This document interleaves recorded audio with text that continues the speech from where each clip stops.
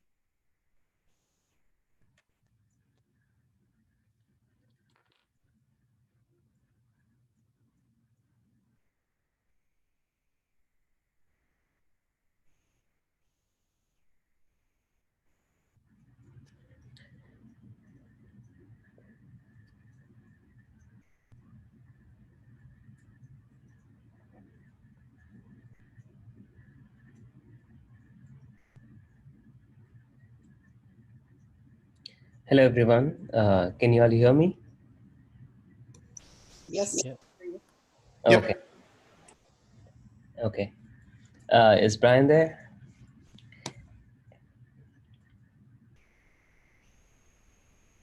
I think Brian is going to continue with the reinforcement learning lecture where he left off last week. Um, Brian, if you are speaking, I don't think we can hear you. All right. How about now? Can you hear me now? Yes. Headphones are acting up. All right. So, Yogesh, do you mind enabling screen sharing? For some reason, wait, hold on. Sorry. I need to enable screen sharing for myself. Ironic, the situation you can get in.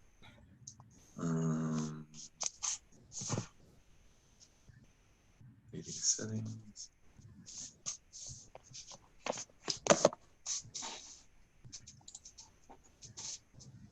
Let's try this. All right. Cool. So, let's see. I just want to, I'm guessing not everyone was at the last week's AI seminar. Is that correct? That's correct. Yeah. Cool. All right. Oh, hey, Kyle. All right. All right. So I'm going to, actually, in that case, I'm going to mention a little bit from last week. And then just a very quick recap of some of the reinforcement learning just at a high level, so some of the terminology is the same. And I think it should also probably be a good review for the people who were here last week. And then I'm going to start jumping into just a number of other topics related to reinforcement learning. It's a really big area, and I wanted to kind of give a little bit of extra time to explore some of these avenues. So from last week, or for a quick review of some of the things that we discussed last week, some of the basic problem setup or formalization anyway in reinforcement learning is that you have some sort of agent and some sort of environment, and the agent can interact with the environment. So it selects some action out of possible actions supported or available in the environment.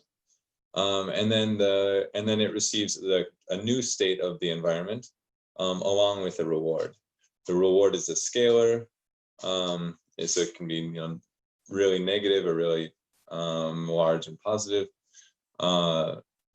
And of course, the state is represented as some sort of tensor. Now the agent will interact with the environment until basically you can think about it, the environment, well, it'll interact with it until the game or the episode is the terminology that they usually use comes to an end. And then of course they'll start a new episode. You can think about this as a lot like a finite state machine, but the formalization is slightly, it has a couple of modifications. So instead of being just a regular finite state machine where we would just have, S0, S2, and S1, an environment actually has, valid actions that the agent can take. So the agent is actually, interacting with the environment. It's not just transitioning through, like you might see in like a Markov chain, for example. Now, when the agent picks an action, though, the environment so the environment might be deterministic and it might not. In other words, in this case, the environment is stochastic. So if I start in state 0 and I take action 0, there's a 50% chance I'll remain in state 0 and a 50% chance that I'll move to S2. I was hoping you could see my mouse, but I noticed now that you cannot. Hopefully it's easy enough to follow along. Now in these Markov decision processes, there's just like in a finite or in like a FSM or a state machine, there's an initial state and or a set of initial states, and as well as terminal states. But one difference is that when we transition through here, we get reward, or a reward is received as well. So we're not only just moving through this environment, but there's some way that we evaluate like a reward for the given agent anyway.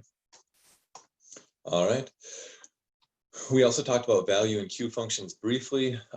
These are just two different ways of, I guess, formalizing some of the behavior or things going on in these environments. A queue function is basically a function that, given a state and an action at a given time, it'll try to return it will return the overall return, where the return is the cumulative reward received throughout the whole episode. Now, let's see here.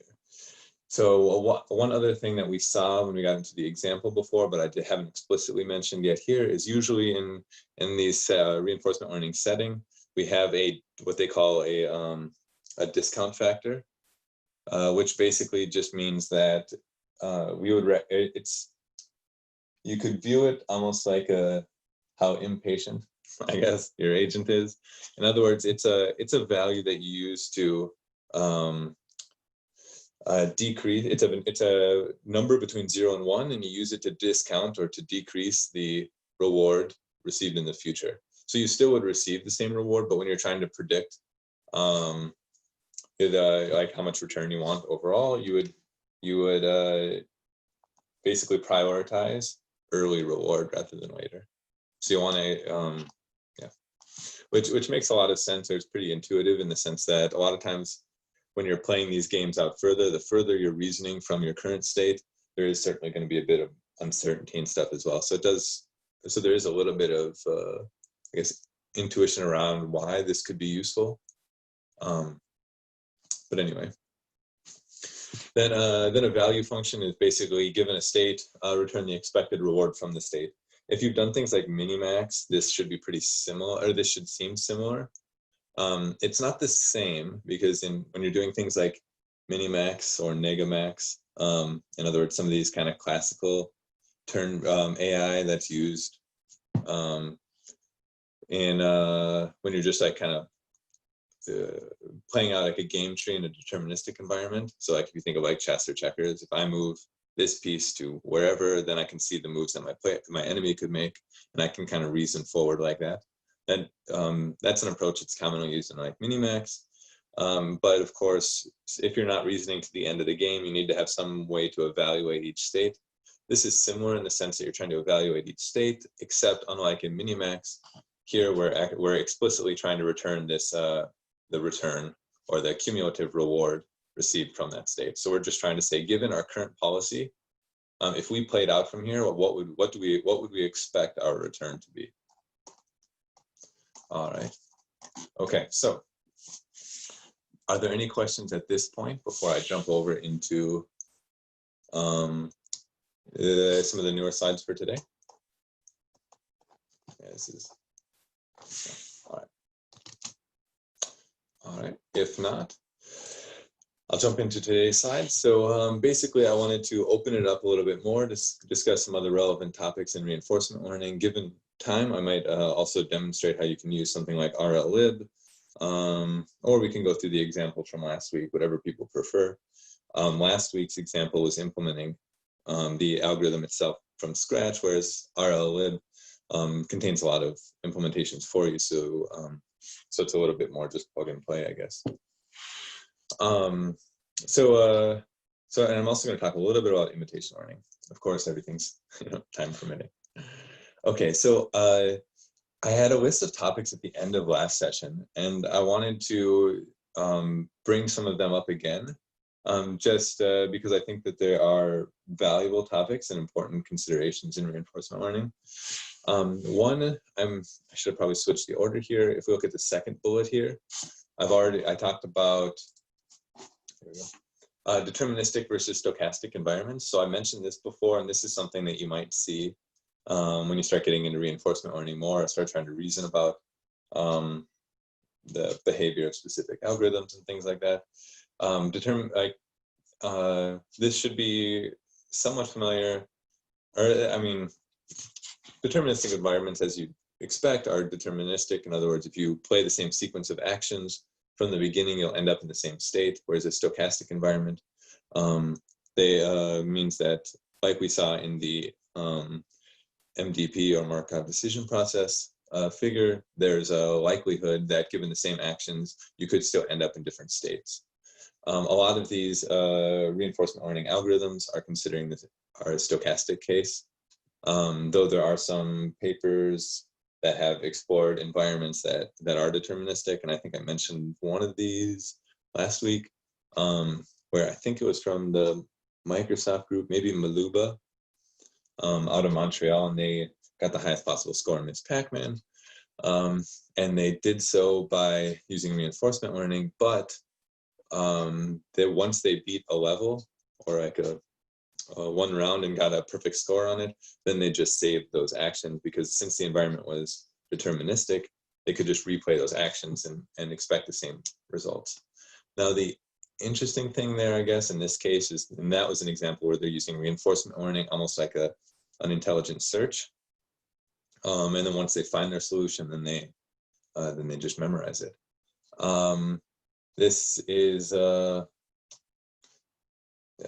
leaves a little to be desired from the reinforcement learning perspective, just because you would hope that the RL algorithm, because this doesn't guarantee anyway that after you successfully beat the first round, since your policy is still learning and changing, that it will still get the optimal policy in the first case.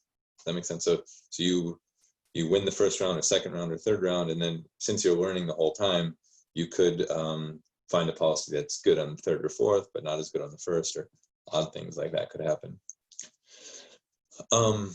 Anyway, then there are other considerations. If you start looking into reinforcement learning, that'll start bringing up really, that can make things really challenging. One really big one that comes up is non-stationarity. So in other words, what if the optimal policy is no longer optimal?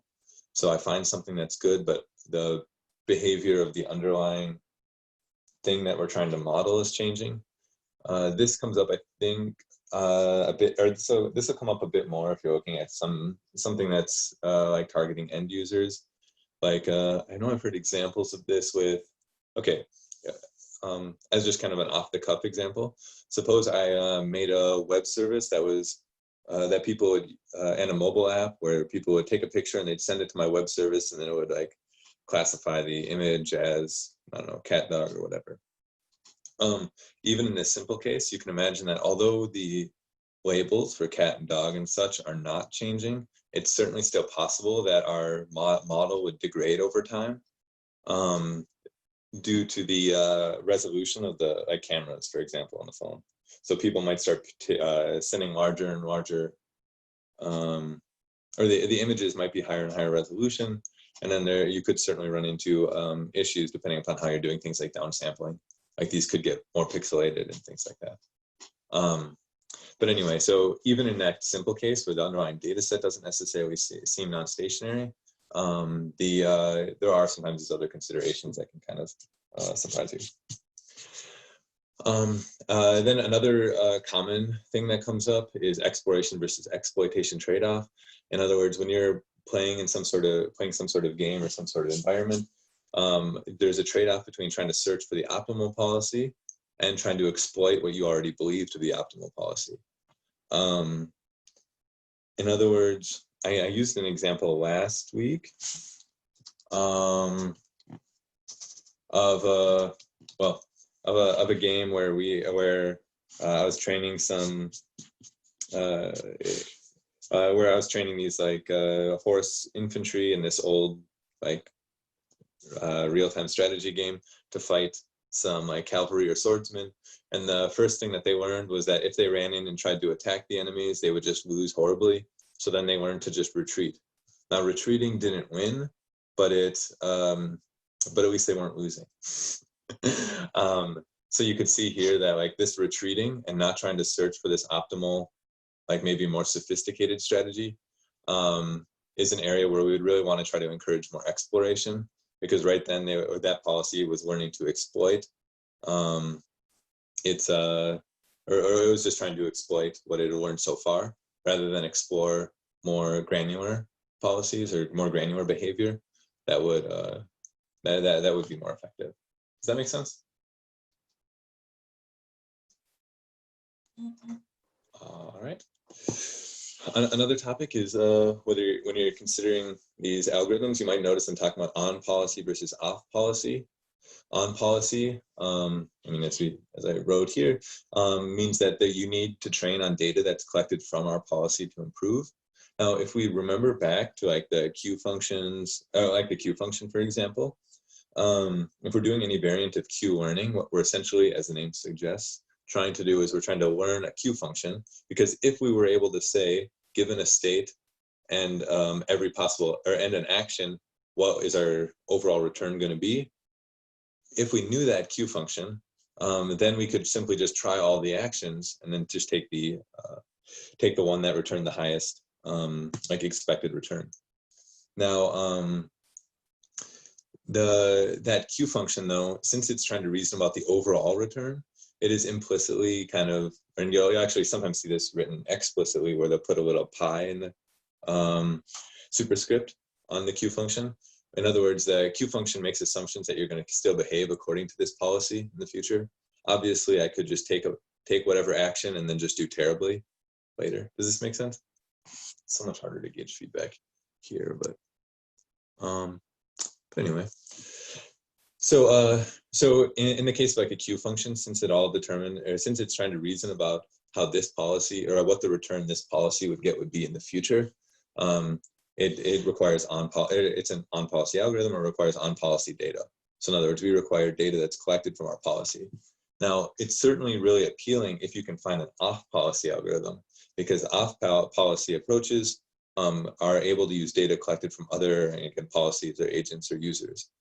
So like a real world example of this, or a real world or a concrete example of the implications of this would be, suppose we're trying to play or train some agent to play like Atari or something, and we've been trying this a bunch, and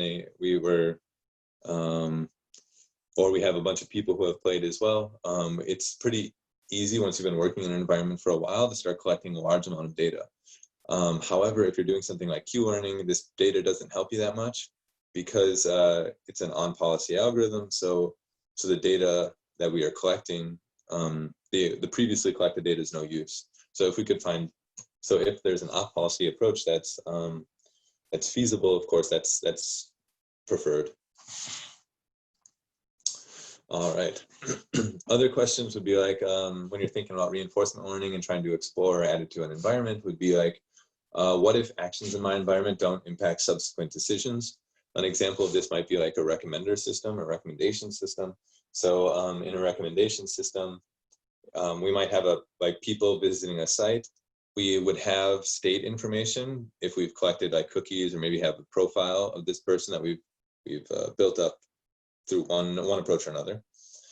So in other words, some user visits the site, we have a little profile, maybe a history or something, which we could consider our state, and then our decision is given our set of things that we might want to recommend. What do we select? And we're trying to maximize maybe like click-throughs or something. So we want to show them something that the user is likely to click on.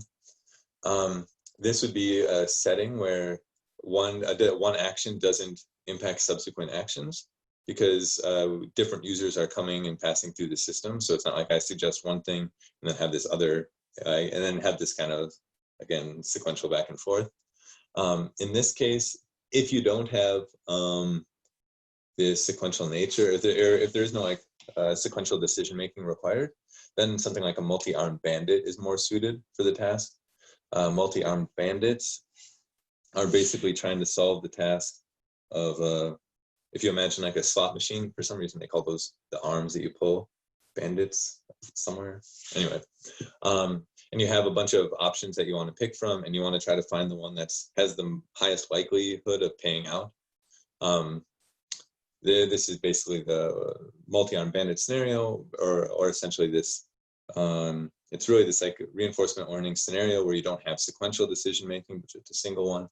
And there are some algorithms that are really effective at solving that problem. I linked to some of them in the last set of slides. So that so if you can represent yours that way, that's definitely good news. And I linked to some of these in the slides from last time. Like this is a book on bandits and some of the algorithms that they use, like upper confidence bound and things like that. All right. Now, other topics are like, or other important considerations if you're looking at reinforcement learning are like, what if I have human demonstrations available? Could I use them to help when I'm trying to train this RL agent? And then the short answer there is yeah. I'll be talking about imitation in more detail in a moment, but essentially you could do something even as simple as given looking at all the state and action pairs that you saw humans do. So given this state, the human chose whatever action. You could train the model to, or basically turn it into a supervised learning problem, where you try to train your policy to, given this state, predict this action, where the action that it's trying to predict is what it saw a human do in that state. And this is often used to try to essentially like warm start a model, or in other words, rather than starting from randomly initialized weights, you can try to start from something a little bit more reasonable and then switch over to reinforcement learning. The tricky thing again about reinforcement learning that I mentioned last week is that the data that you're training on depends on your policy. So if your policy is really bad, it could be really slow going to start, because it might not get very far. And if you're playing some sort of game or interacting in some sort of environment, like for example, suppose you're trying to train a car to be a self-driving car in like air sim or some sort of simulated environment. If the car crashes immediately, there's probably a lot of situations it won't see. And when you start with randomly initialized weights, it's not a surprise if it crashes a lot immediately. So you can see it's a really slow start, because it has to slowly get better, then the problem gets a little harder, and you kind of continue back and forth. Other approaches, if you're trying to get started quickly, are curriculum learning and reward shaping, if you have control over the environment, especially at least in the reward shaping case. But curriculum learning, as the name suggests, is basically starting with simpler problems. So if we go back to this self-driving car example, suppose instead of putting it in like some simulated neighborhood, you put the car in like a parking garage and try to see if it can drive around there with fewer things to hit and interact with, and then slowly work your way up to more complex scenarios. The idea is that hopefully solving those earlier problems is a bit easier than the later problems. You could imagine, especially in the case of where these reward functions can be kind of finicky, or like the underlying strategy or behavior can be really tough. Like a little, I don't know, turn a little bit too far and now everything blows up and you get a really negative reward. You can imagine that certainly if you can make a simpler or more forgiving case to start with, this can start helping the policy find improved strategies or improved behaviors without having to get directly onto this kind of unforgiving optimal policy. The other one that I mentioned was reward shaping. Reward shaping is also a really useful tool. Reward shaping is essentially trying to change the reward that your agent sees to something that'll be easier to learn. So for example, some environments or some cases like the one I mentioned before, where I was training some cavalry in this video game to attack some spearmen and to try to win. In cases like this, one easy way I haven't mentioned explicitly what the reward or what reward was being given to the agent now, or the RL algorithm. So the simplest reward, and one that's easy to start with anyway, is like -1 if you lose, 1 if you win. But depending upon the frequency of actions, episodes could be really long. So it could be a really long time before you receive any feedback about, or any like non-zero reward. So they call this sparse rewards, and they'll also talk about like having a long time horizon. Now the challenging thing here, or one really particularly challenging part, is that things like credit assignment, which is also a common problem in reinforcement learning, is very difficult to do in these settings. So suppose you play a game, and you have to do essentially 200 moves or 1,000 moves or 2,000 moves or something before you get any feedback. Now it's really hard to know if you lost because you made a small error, on step 10, or if it was just something more recent. So this can make the reinforcement learning problem a lot harder.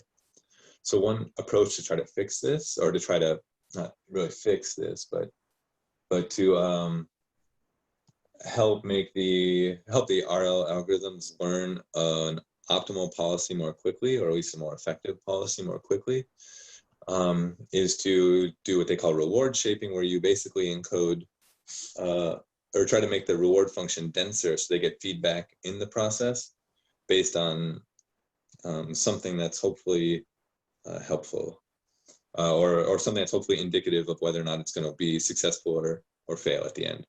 So and if anyone wants to chime in at any point, please do. I'm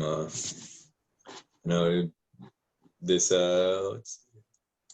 It sounds like you're just trying to shape or change the reward function dynamically as opposed to a predetermined criteria. Yeah, so you change it you change it before training, so you add your own criteria on top of it. So not while you learn, but beforehand you take a different one. Exactly, and it's like one example would be you might reward, if we're thinking about the case where we're having cavalry fight infantry, you might reward them based on how much damage they do, because if you want them to win, hopefully if they do more damage, they'll win more quickly. Now, there are kind of like, I guess, cautionary anecdotes about how this can go wrong. One example is like if you want to train a boat to find or to go to a certain, maybe a buoy, in the ocean, or to some location in the environment, you could reward it inversely based on the distance. So in other words, it gets more reward the closer it gets to the goal location. But sometimes but this can sometimes lead to undesired behavior. For example, in that case, what the policy will often learn is to just get really close and then just circle it or stay there. So not actually win and go to the goal state or goal location, but just get as close as possible so it can keep collecting reward. So sometimes there can be surprising yet understandable behaviors. All right. And there are other cases where you have a policy that's that's non-differentiable. So this is this can be somewhat common if you're coming from something that's already using like classical AI or heuristics that are kind of scripted and the whole AI is like scripted.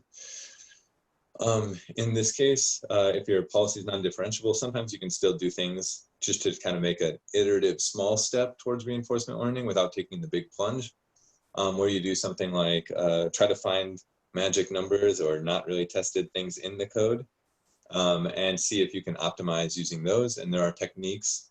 So in this case, the policy is non-differentiable. So you'd have to use a black box or like something like CMAES, which is an evolutionary algorithm. And then you can start basically searching the parameter space here and take a slightly different approach.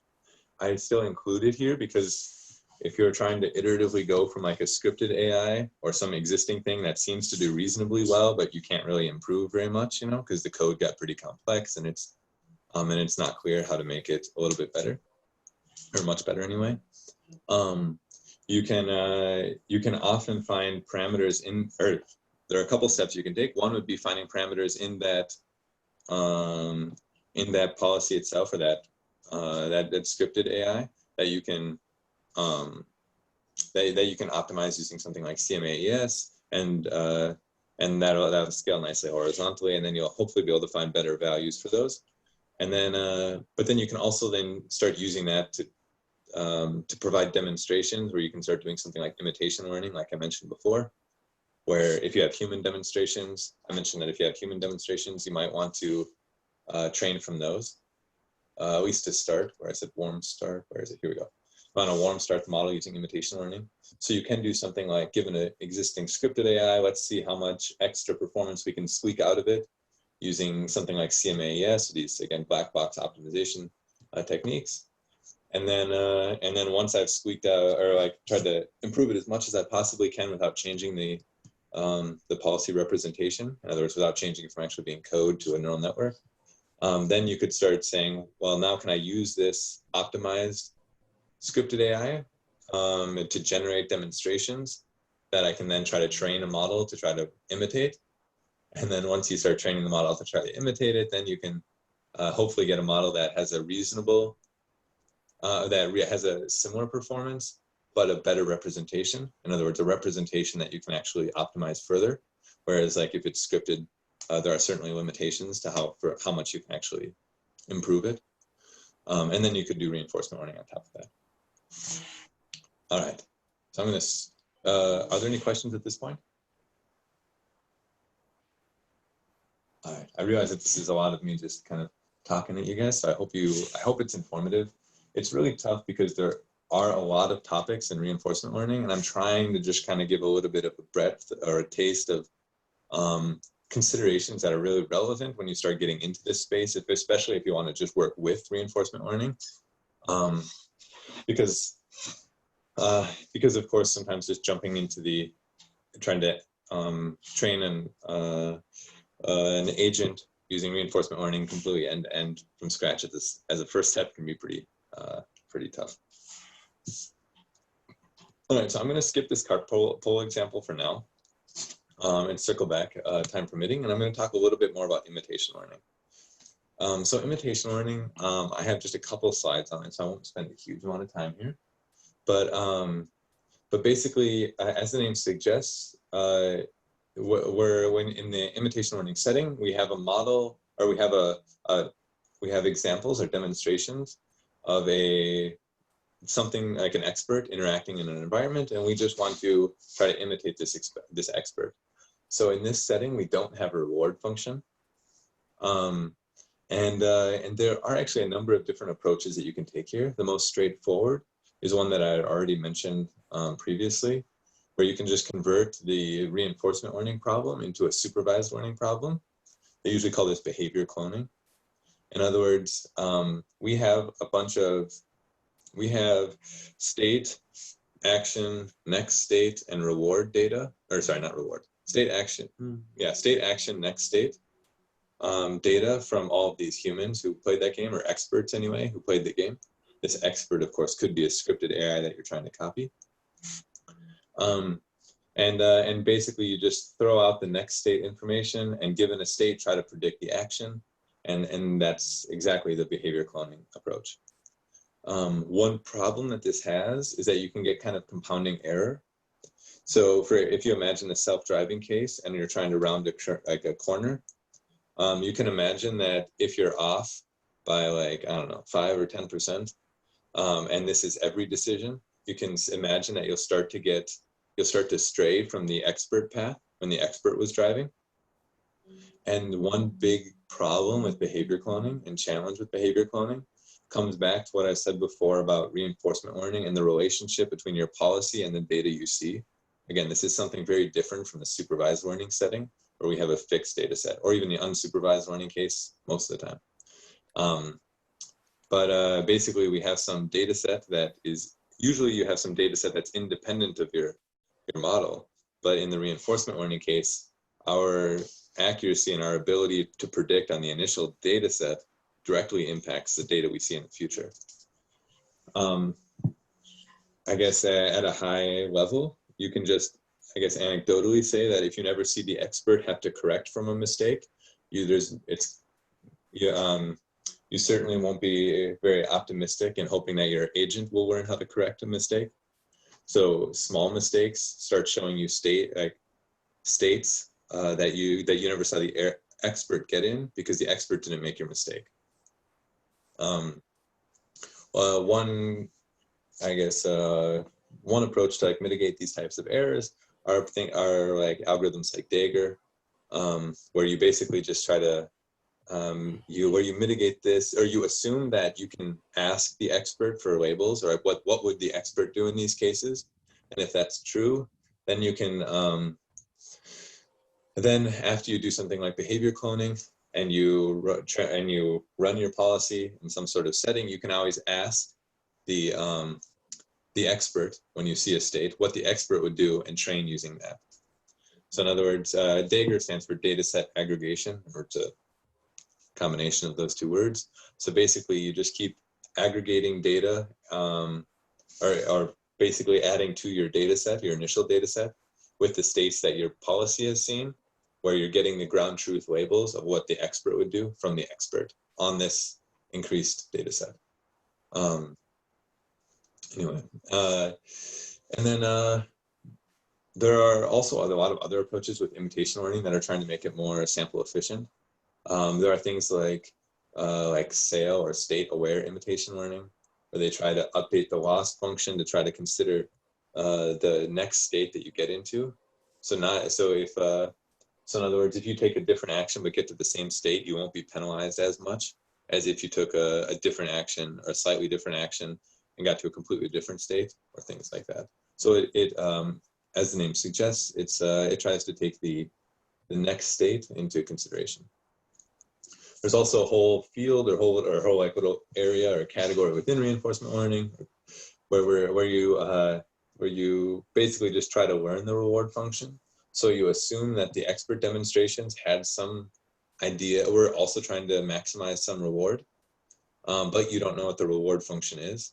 So in this setting, you're trying to see if you can go at it kind of backwards and learn what the reward function is, and then use this new learned reward function to just do our reinforcement learning. Then this next topic is getting a little bit more into some of the things that we're. This is will suffer from unavailable data sets, right? So if you're trying to imitate from existing models or existing human behavior, then it is not necessary that all possible situations have been seen, right? So your learned model may be highly inaccurate for certain situations. Exactly, yeah, and that's why it's that's one really big challenge in reinforcement learning, is that there's depending upon the environment that you're in, some of these environments can be very different as you progress or things change, and then it's difficult because if your model gets into the some of these kind of unknown areas, it might run into states that look nothing like something that it was trained on. Especially in the imitation learning case, because like the kind of anecdote from earlier, if we never see an expert have to correct, like suppose they're driving the car and they go onto the shoulder a little bit. If none of your experts got onto the shoulder and had to correct, then there's no real hope that your policy will know that. So, because it'll start, when it starts to go to the shoulder, it starts starting to see data that looks less and less like it's training data. So it's just going to be a lot more uncertain about the right answer. So you could hope, you can cross your fingers, but it's hard to expect good behavior. And that's when we start getting into like Dagger, for example.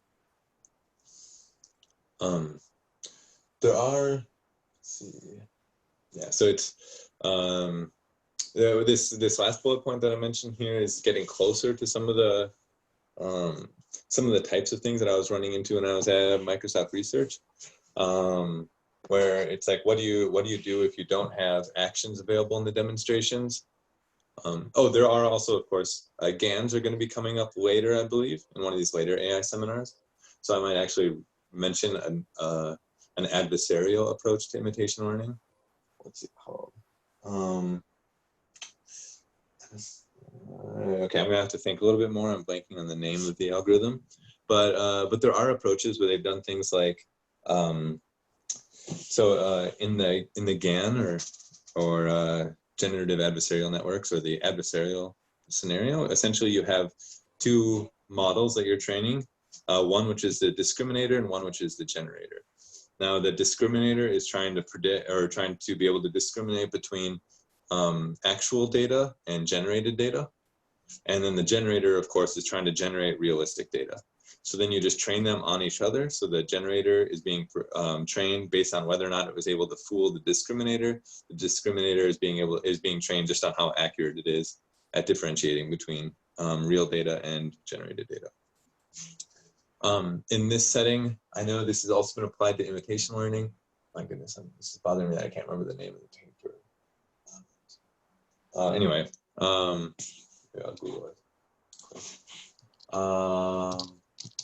Anyway, this has been applied in the past to imitation learning, because you can imagine that the policy itself is actually a generator of actions. Given a state, it'll output an action.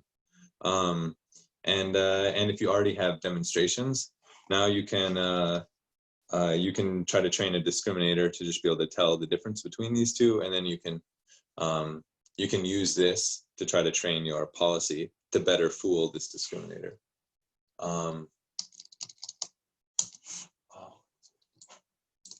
Gale, sorry, of course. Generative adversarial imitation learning. So basically, exactly the two acronyms that I mentioned is put together. Oh well. Anyway, and then but then there are also areas where you don't have the actions available in the demonstrations. So one possible motivation for this is, like, if you watch a video online or you have YouTube data, and you want to train a robot to do something based off of a video, you can see that you would have a state representation, but you could. It depends on exactly what you're using for a state representation for your policy itself, because you might also have to try to transform the state into a state that your robot sees. But you likely don't have precise actions either. So in cases like this, there are approaches that are exploring basically behavior or imitation learning from observation. So in other words, from observations only and no action data. There are things like BCO, which is behavior cloning from observation, or from observations, which that one just trains an inverse dynamics model to predict the action taken by the expert given the states. In other words, if we have a bunch of data of just states that experts visited, we can certainly interact with the environment and try to just train a model to, given a state and a subsequent state, predict the action. So there have been approaches where people have done things like that. Kind of a common theme where it's like, if we don't have it available, can we train a neural network to do it? I think it's kind of funny. So this is not exactly what a surrogate model learning will be, but probably aligns with that, right? So it's, in this case, what we're doing is we're trying to train a model to basically complete our data set. So it's a little bit different because it's learning something a bit so I would say it's a little bit different from a surrogate model. But yeah, I would say it's it's somewhat close. I mean, in this case, we're looking specifically at the state and the next state, and then just trying to predict the action to complete our data set. So basically just trying to replace, I guess in that sense, and in the sense that they call it inverse dynamics model, where we're trying to replace the model or the environment or complete that part, but inversely. So instead of trying to do something like model-based reinforcement learning, where we have a model or a surrogate model in place of the actual environment, in this case, we're learning the opposite. So the environment, so if we were using the model as a surrogate for the environment, it would be given a state and an action and produce a next state, and possibly, probably not reward. Usually you compute the reward from the two states. But so this is kind of like an inverse surrogate model, if you want to think of it that way. Mm-hmm. Okay. All right. Okay, so, all right. Now we have a few different directions we could go at this point. First, I want to take a minute. If anyone has any questions and hasn't spoken up, please do so now. I mean, you don't have to, but even if it's simple questions, it's a good time to do it, I think. Otherwise, there are a couple different ways that we could go. One way we can go is we could start exploring CartPole and PyTorch. We looked at it a little bit last week. Unfortunately, with the way that I should probably run it on my own computer. I could spin up a copy on my own computer if people want to train it there. Otherwise, when you're using the the Google hosted Jupyter notebooks, unfortunately, they don't have X11 set up, and it runs into some errors when you're using CartPole. But so we could either walk through the code for that, or I could show an example using RLlib, which is a framework that already has a lot of existing implementations. I also have a simple example of imitation learning using case-based reasoning in Netsbox. It's kind of fun, I guess. But I wanted to open it up to you guys if you had any other questions or directions or things that you wanted to explore.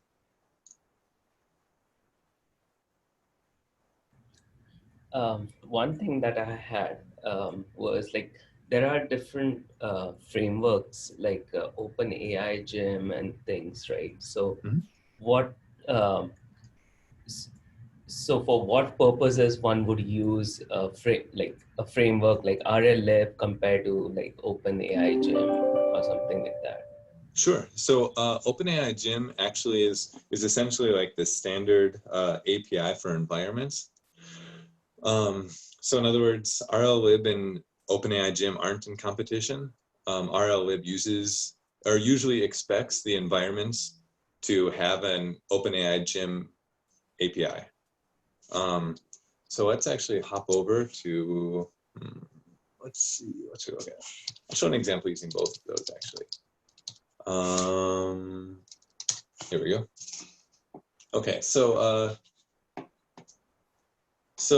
this is a little repository where we're training. Basically, where there's the game that I mentioned before, where we were trying to train a group of cavalry like units in this game to beat. I don't know if they're soldiers anyway. Maybe spearmen, but maybe swordsmen. I can't remember. But either way, the important thing, or the reason why it's an interesting scenario, is that the cavalry are cavalry archers. Is that if the cavalry fight the spearmen or soldiers directly, they'll all lose. So they want to learn how to, but they have a longer range. So they want to learn how to run away a little bit and then attack, and then run away and attack, and run away and attack, so they don't ever get hit. Now, this is using RLlib. So I'm going to show this train script. This is just a wrapper on top of RLlib's command line wrapper. So you can just, so there's not a whole lot of real interesting things here, but this lets you do things like say run this train command and set the environment that you want to train in. And then you can say that you want to use, what the algorithm that you want to use, and then a bunch of other command line parameters. Here, so I can actually just click on these as well. So in other words, it already has these existing implementations, so you don't have to do it yourself. And you can just say things like, I want to train a DQN or a deep Q network. So in other words, use a neural network to try to approximate the Q function in this environment. Now, this environment is generally expected to be an OpenAI Gym environment, or at least expose that API. In this case, I wanted to use RLlib, so I didn't have to re-implement the RL algorithms, and I wanted to provide my own environment and see if I could learn something meaningful.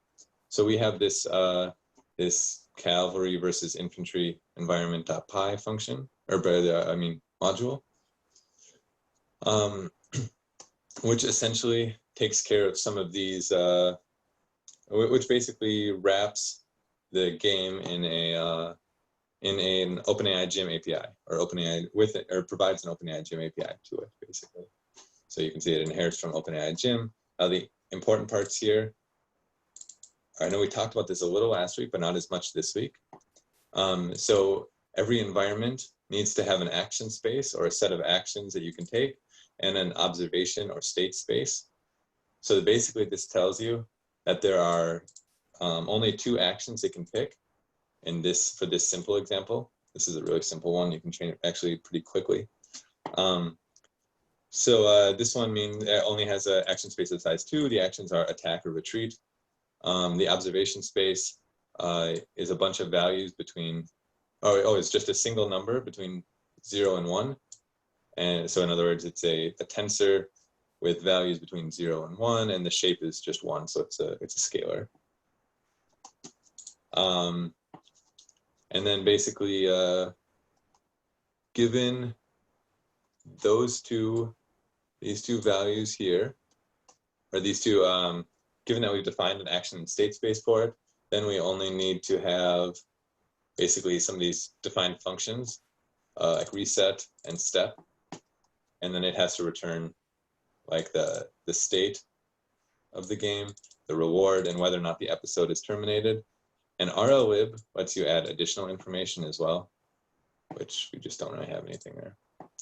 And then reset should also define or return the state. So I'm getting into the details a little bit here, but I want to be clear about what exactly OpenAI Gym is and how you might use it if you have a custom environment to start exploring applying like the application of reinforcement learning in that environment. So if you wanted to do that, essentially you would want to provide or expose an OpenAI Gym API. In other words, again, this reset, step, and then define the action and state spaces here. So step, of course, is given an action that was sampled out of your action space. And then, of course, you have to define your observation space. Make sure that you're returning those as well. And then, and once you define an OpenAI Gym API, then you can use things like RLlib and it'll work out of the box. And again, they have a lot of other different algorithms. PPO, which is proximal policy optimization. Intuitively, it's just trying to, every time you update your policy, it just wants to make sure you don't update too much. So in other words, it clips the gradients just to make sure that your policy hopefully doesn't change too much, because you don't want it to like essentially collapse because of an update. Or sorry, what I mean collapse, I mean like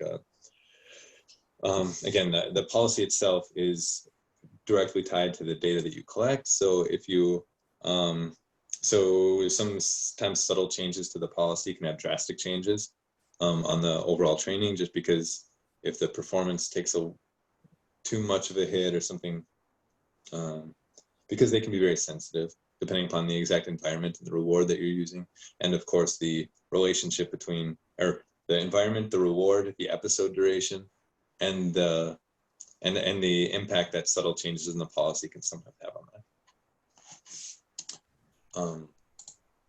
Okay, Yogesh, I realized that went, I don't know, maybe that was, does that make sense? It was a little maybe verbose explanation, but I was hopefully trying to get to exactly the roles that these play in the RL landscape.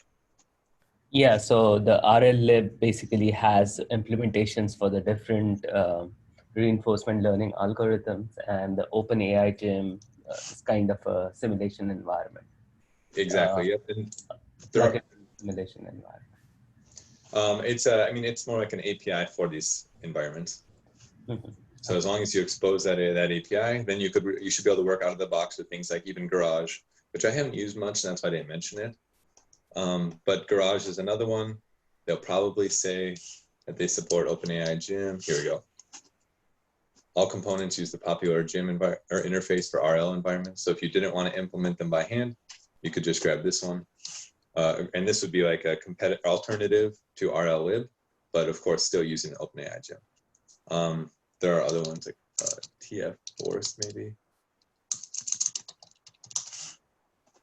TensorForce? No, probably TensorForce. I'm just kidding.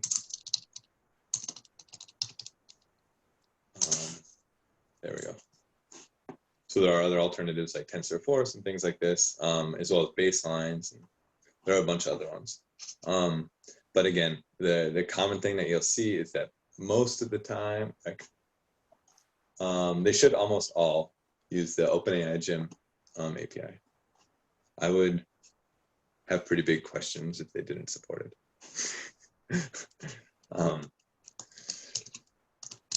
All right. So, are there any other questions at this point?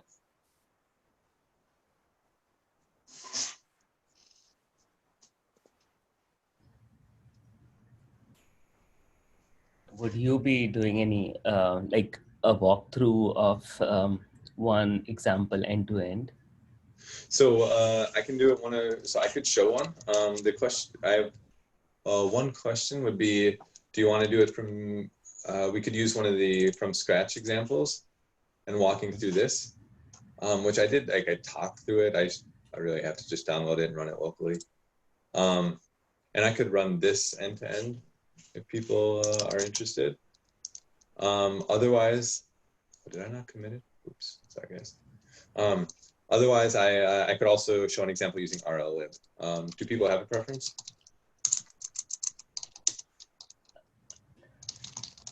No, All right. I'm just watching at the clock. Yeah, we're about out of time now. I don't know. Do people have any? I mean, I could try to squeeze it in now. It might be a little tough though. I don't know. Do people have any suggestions? Yeah, perhaps next week, if we have some more, like if you have some more time. Yeah, I mean, I could definitely walk through it. I was hoping that and I know I spent more time talking about the landscape of things and things like that, but I'm hoping this is helpful. Because there's so much depth to go into each one of these, I'm trying to just cover the big hot topics, and even that takes most of the time.